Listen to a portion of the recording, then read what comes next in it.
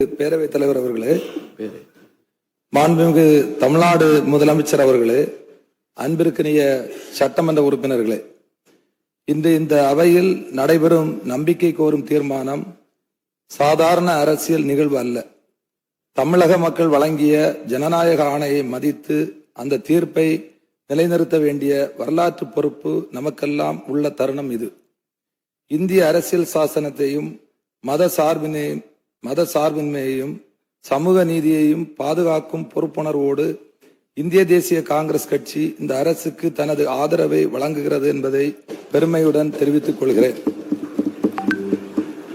2026 சட்டமன்ற தேர்தலில் தமிழக மக்கள் மிக தெளிவாக ஒரு தீர்ப்பை வழங்கியுள்ளனர். தமிழக வெற்றி கழகம் 107 இடங்களில் வெற்றி பெற்று இந்த அவையில் மிகப்பெரிய கட்சியாக உருவெடுத்துள்ளது.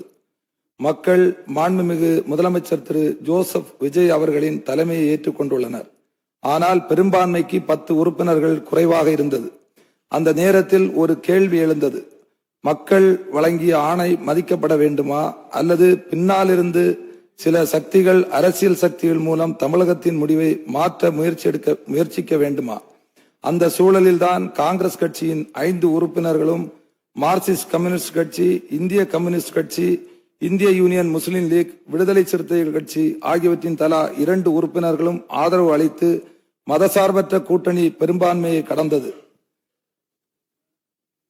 முக்கியமாக மாண்புமிகு முதலமைச்சர் திரு சி ஜோசப் விஜய் அவர்கள் ஆதரவு கோரியது இந்த 5 மதசார்ப கட்சிகளிடம்தான் என்பதை இந்த அவையின் கவனத்திற்கு கொண்டு வர விரும்புகிறேன்.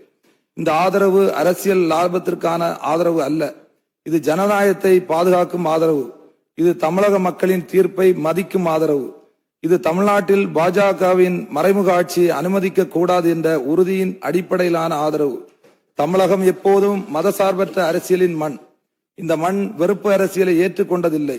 மதத்தின் பெயரில் மக்களை பிரிக்கும் அரசியலை ஏற்றுக்கொண்டதில்லை. மொழி ஆதிக்கத்தையும் ஒரே கலாச்சார அரசியலையும் தமிழக மக்கள் தொடர்ந்து நிராகரித்துள்ளனர்.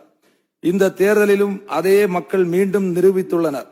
பெரிய கனவுகளுடன் தமிழகத்தில் காலூன்ற முயன்ற பாஜக இன்று ஒற்றை உறுப்பினராக மட்டுமே இந்த அவையில் உள்ளது. அதுவே தமிழக மக்களின் தீர்ப்பு. மக்களின் தீர்ப்பே மகேசன் தீர்ப்பு. மக்கள்தான் எஜமானர்கள் என்று பெருந்தலைவர் காமராஜர் கூறியதை இந்த நேரத்தில் நினைவுகூர விரும்புகிறேன். பெருந்தலைவர் காமராஜர் இந்த மண்ணுக்கு என்ன கற்றுக் கொடுத்தார்?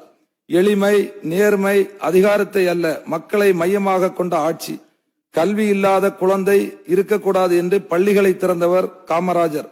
பசி இருந்தால் கல்வி வராது என்று மதிய உணவு திட்டத்தின் விதையை விதைத்தவர் காமராஜர். அதிகாரத்தில் இருந்த போதும் ஆடம்பர வாழ்க்கையை தேர்ந்தெடுக்காமல் மக்கள் மனதில் வாழ்ந்த தலைவர் காமராஜர். அதனால்தான் இன்று வரை அவர் பெருந்தலைவர் என்று அழைக்கப்படுகிறார். இன்று இந்திய அரசியலில் மிகப்பெரிய சவால் என்னவென்றால் வெறுப்பு அரசியல். மதத்தின் பெயரால் மக்களை பிரிப்பது, மொழியின் பெயரால் மக்களை பிரிப்பது, சமூகங்களுக்குள் பகையை உருவாக்குவது, இவை இந்தியாவின் ஆன்மாவுக்கு எதிரானவை. எங்கள் தலைவர் மாண்புமிகு ராகுல் காந்தி அவர்கள் தொடர்ந்து ஒரு விஷயத்தை வலியுறுத்தி வருகிறார். இந்த நாட்டில் அன்பு வெல்ல வேண்டும், வெறுப்பு அரசியல் தோற்கடிக்கப்பட வேண்டும். அதனால்தான் இந்தியா முழுவதும் அவர் ஒற்றுமைக்காக பாத யாத்திரை மேற்கொண்டார். இந்திய அரசியல் சாசனத்தின் மதிப்புகளை காப்பாற்ற வேண்டும் என்று குரல் கொடுத்தார். வெறுப்புக்கு எதிராக அன்பின் அரசியலை முன்வைத்தார். இந்திய தேசிய காங்கிரஸ் கட்சியும் அதே கொள்கையில்தான் நிற்கிறது. இந்த மண்ணில் வெறுப்பு அரசியல் வேரூன்ற விடமாட்டோம். மக்களை மதத்தின் பெயரால் பிரிக்க அனுமதிக்க மாட்டோம். தமிழகத்தின் சமூக ஒற்றுமையை சீர்குலைக்க எந்த சக்தியும் இடமளிக்க மாட்டோம். மாண்புமிகு முதலமைச்சர் அவர்களே, நீங்கள் பொறுப்பேற்ற உடனே சில முக்கியமான அறிவிப்பை வெளியிட்டுள்ளீர்கள்.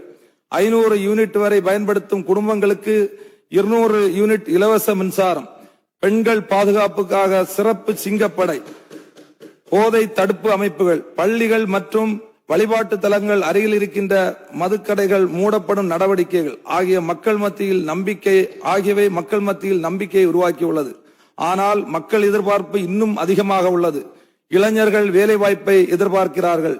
விவசாயிகள் பாதுகாப்பான வருமானத்தை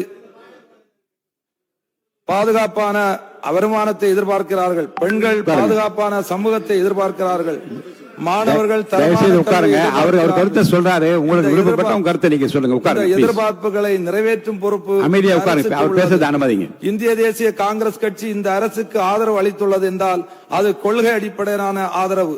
தேர்தல் அரசியலில் பணநாயகத்தின் ஆதிக்கம் கண்டு இந்திய ஜனநாயகத்தின் எதிர்காலம் கேள்விக்குறி ஆகிவிடுமோ, ஏழை எளிய மக்கள் நாடாளுமன்ற சட்டமன்ற தேர்தலில் வெற்றி பெற முடியாமல் போய்விடுமோ என்று மிக கவலையோடு கவனித்துக் கொண்டிருந்த நிலையில் இன்றைக்கு மாண்புமிகு முதல்வர் ஜோசப் விஜய் அவர்களின் வியூகத்தாலும் தனித்த சாதுரியத்தாலும் சாதாரண ஏழை எளிய மக்களும் வெற்றி பெற்று சட்டமன்ற உறுப்பினராக அமைச்சராக பொறுப்பேற்றிருப்பது இந்திய ஜனநாயகத்திற்கு கிடைத்த மிகப்பெரிய வெற்றியாகும்.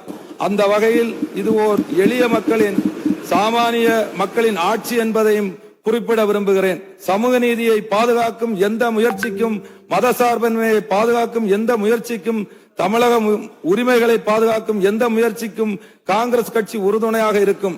நிலையான ஆட்சி வேண்டும், மதசார்பற்ற ஆட்சி வேண்டும், வெறுப்பு அரசியலற்ற தமிழகம் வேண்டும். தங்களது ஆட்சியில்தான் மகத்தான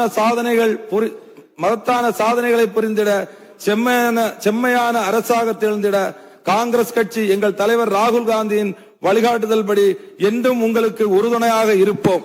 தமிழக அரசியல் வரலாற்றில் சிறப்பானதொரு அரசை வழங்குவதற்கு முனைந்திருக்கும் மாண்புமிகு முதலமைச்சர் திரு ஜோசப் விஜய் அவர்களின் தலைமையிலான இந்த அரசுக்கு கட்சி வேறுபாடின்றி அனைத்து உறுப்பினர்களும் நம்பிக்கை கோரும் தீர்மானத்தின் மீது தங்கள் ஆதரவை வெளிப்படுத்த வேண்டும் என்று கேட்டு அமைகிறேன். நன்றி, வணக்கம், ஜெய்ஹிந்த்.